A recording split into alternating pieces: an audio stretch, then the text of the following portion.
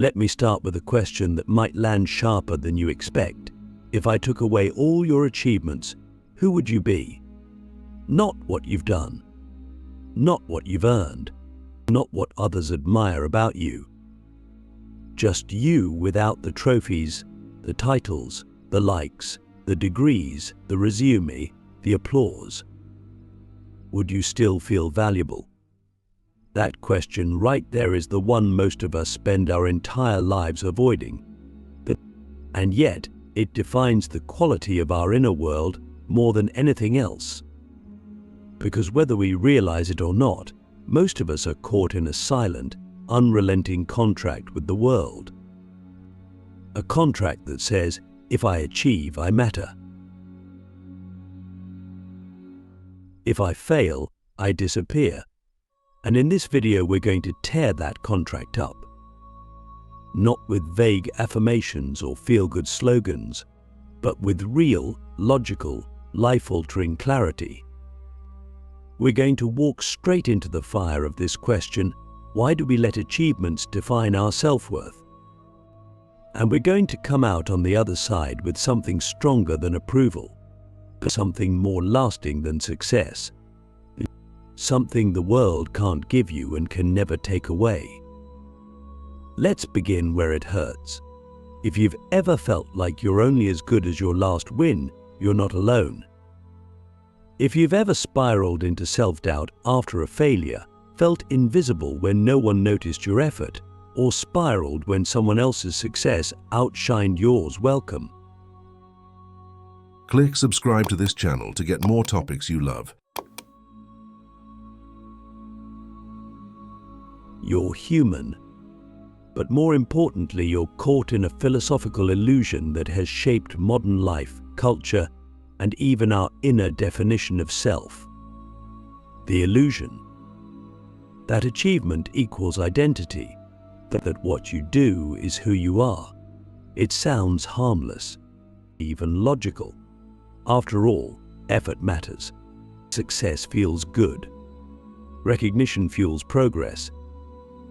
But here's the trap.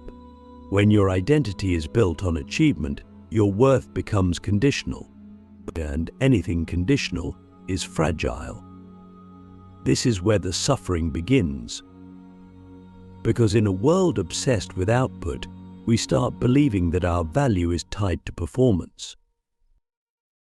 We become addicted to metrics, to proof, to evidence that we are enough. Grades, promotions, subscribers, follower counts, salaries, awards, even self-improvement becomes a subtle chase for worth. But let's stop and ask something that most never do: who made achievement the currency of self-worth in the first place? Did you choose that, or did the world hand it to you? If you go back far enough, you'll realize that this mindset is built on systems designed to measure productivity, not humanity. Schools that reward obedience over curiosity. Workplaces that value profit over presence. Social media platforms that turn every moment into a performance. And slowly, imperceptibly, we begin to internalize a dangerous equation: achievement worthiness. But worthiness was never supposed to be an equation. It was supposed to be a fact. You were worthy the day you were born. You were worthy before you did anything impressive. Worth is not something you earn. It's something you remember. But here's the philosophical dilemma. If we've forgotten that truth, how do we find our way back? We start by questioning the architecture of our ego. The ego loves achievement. It thrives off identity building, off stories, off labels. It says, I am the successful one, or I am the smart one, or I am the one who always wins. But the problem is, when your ego builds your identity on achievement, failure doesn't just feel like a setback. It feels like death. Because failure isn't just an event. It's a threat to who you think you are. So we avoid it. We overachieve to outrun it. We work harder, longer, eat faster, not because we love what we're doing, but because we're afraid of what it would mean if we stopped. But here's the philosophical twist. The more you base your worth on achievement, the less control you actually have over your self-esteem. Why? Because achievement is external. It's dependent on circumstances, timing, luck, other people's approval. And when you hand your worth to something external, you forfeit your power. You become a hostage to outcomes. You become addicted to validation. And underneath it all, you feel hollow. Because no amount of success can fill the void created by self-abandonment. So what's the alternative? Let me offer something radical. You are not your achievements. You are the awareness behind them. You are the presence that creates, not the creation itself. You are not the book. You're the writer. You're not the brand. You're the being. When you realize this, really realize it, you begin to reclaim your power.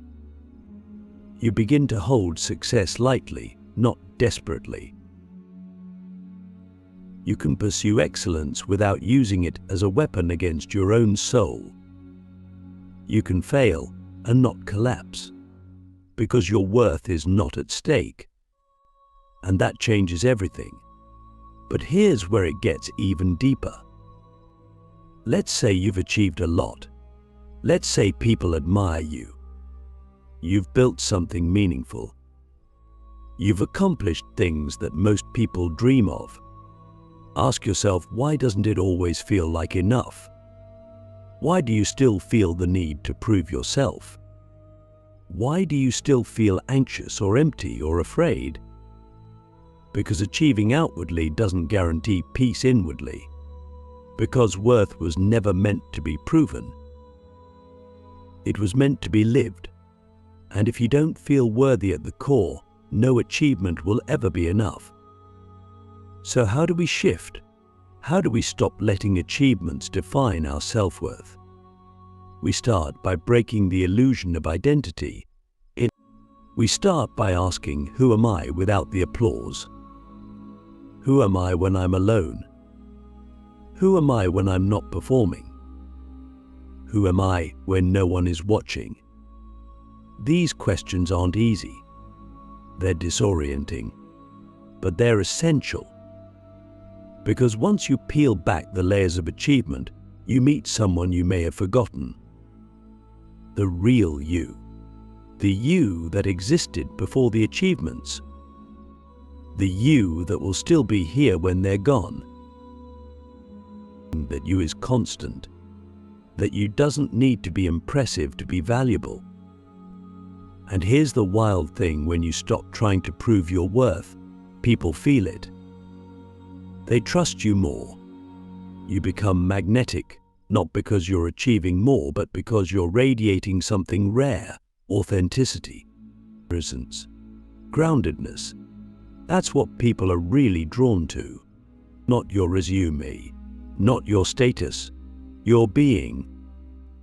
And ironically, the more you stop needing achievements to feel worthy, the more you're free to create your best work. Because you're no longer creating from fear. You're creating from truth, from overflow, from joy. That's what the world needs. Not more people chasing worth, but more people remembering it. So here's a challenge, and it might be the most important one of your life. For the next 7 days, catch every moment you try to earn your worth. Pause, breathe, and remind yourself you already are. It's not about doing less. It's about doing what you do from a place of wholeness. And when you do that, everything changes. Your work becomes an expression, not a performance. Your relationships become rooted in presence, not approval. And your life becomes something you live, not something you're constantly trying to justify. So here's the final question for this first part. If you stopped trying to earn your worth today, how would your life look different tomorrow? Let's go deeper now, because if you're watching this, something inside you is already tired. You've probably felt it, that silent pressure to keep performing, keep proving, keep producing. Even when you're exhausted. Even when your soul is begging for rest. But here's the real question. Who are you when you're not performing? That might be the most terrifying question any of us can face. Because if we've tied our identity to what we do, then not doing feels like not existing. It's like a psychological disappearing act. If there are no eyes watching, if there's no applause, if there's no result, do we even matter? That's the illusion we have to untangle. Right here, right now. Because until we do, we'll keep living like actors in our own lives, always on stage, always in costume, always wondering if the crowd will stay. Let's trace this back. From a young age, most of us were rewarded for doing, not for being. We were praised when we got good grades, when we won games, when we followed the rules, when we did something impressive. Slowly, quietly, we learned, my value exists in what I can produce. And over time, that belief calcified into identity. We stopped asking, who am I? And started asking, what have I done lately? That's when the soul begins to suffocate. And the irony is, we think success will free us. We think, once I reach this level, then I can relax. Then I'll feel safe. Then I'll finally be enough. But have you noticed? That level keeps shifting. Because the ego feeds off more, not meaning. It wants the next win, the next follower, the next milestone. It's a hunger that never stops eating. So how do we break the cycle? We begin the great untangling. We start separating the threads of identity from performance. And that requires a radical shift in consciousness. Let me offer you a new framework. Imagine your identity as a tree. Your achievements, they're the fruit. They're visible. They come and go. Some seasons they're plentiful. Other seasons, there's nothing. But your worth, that's the root system. It's unseen. It's underground. But it's what holds you in place when the fruits disappear. It's what nourishes you when the world stops cheering. The problem is we've been pruning the tree, painting the fruit, polishing the leaves, and never tending to the roots. No wonder we feel shaky. So how do we return to the roots? We begin by asking the question we've been avoiding. If I wasn't achieving, would I still like myself? Sit with that. Let it burn a little, because that discomfort, that's where the untangling begins. You start to notice how often you base your mood, your confidence, your self-love on how productive you were that day, on how others responded to you, on whether you felt ahead. But here's the truth, you are not a machine. You were not born to be efficient. You were born to exist, to feel, to connect, and to be you. And here's the wild part. The moment you stop needing to prove your worth, you become more powerful, not less. Because now, your actions are no longer desperate attempts for validation. They're expressions of truth. You're no longer chasing applause. You're offering your gifts freely. And people feel that. It's magnetic, because authenticity is rare. But to get there, you have to go through the untangling. You have to start noticing the subtle ways you perform, even for yourself. the way you tie your self-talk to your to-do list, the way you judge your rest, the way you rush through joy. And every time you catch yourself, you pause, you breathe, you ask, is this rooted in truth or in fear? Because when fear runs the show, achievement becomes armor. But when love returns, achievement becomes art. That's the shift. Now, let's make it practical. Start with this. Create separation between your identity and your output. How? Through language. Instead of saying, I am a failure, say, I experienced failure. Instead of saying, I am successful, say, I've had success. You are not the event. You are the experiencer. That subtle shift creates space. And in that space, you begin to breathe again. Here's another tool. Define your worth in ways that achievement can't touch. Ask yourself, what do I love about myself when I'm not trying to earn anything? Maybe it's your curiosity, your kindness, your weird sense of humor, your ability to sit with someone in silence. These things don't show up on resumes, but they're what make you you.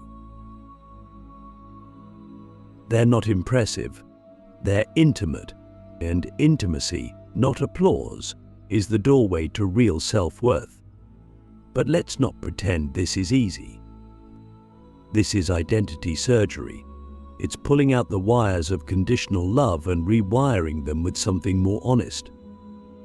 And that takes time, because the world will keep rewarding your performance.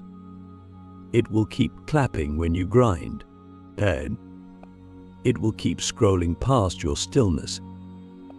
But you'll know the truth. You'll know that your worth is no longer for sale. And that changes everything. Because when you stop tying your identity to achievement, you become unshakable. But not because you don't care, but because you care from a deeper place. You care from wholeness, not hunger. And that's where real impact begins. Because let's be honest, the world doesn't need more high achievers. It needs more whole humans, people who found their worth in silence, people who can sit in failure and still love themselves, people who don't need to dominate others to feel valuable, people who can create without performing. That's you. That's who you've always been. So here's the final question for this part. What part of your identity still believes it needs to earn love, and are you ready to let it rest? Because when you do, you don't lose your edge. You gain your essence. We've reached the final part of this journey. And if you're still here, it means something in you is ready. Not ready to hustle harder, not ready to prove more, but ready to return to the self that existed before you were told you had to earn your place in the world. This is where we talk about wholeness, not as a concept, but as a lived reality. Because once you stop letting achievement define your self-worth, something miraculous happens. You become untouchable in the best way. Not untouchable like arrogant, untouchable like free. Free from the emotional whiplash of external validation. Free from the addiction to improvement. Free from the inner war between not enough and almost there. But let's be clear, this isn't about giving up on goals. It's about flipping the foundation they rest on. When you build your life on the unstable ground of achievement-based worth, your identity is always at risk. Every failure becomes a threat. Every criticism feels like collapse.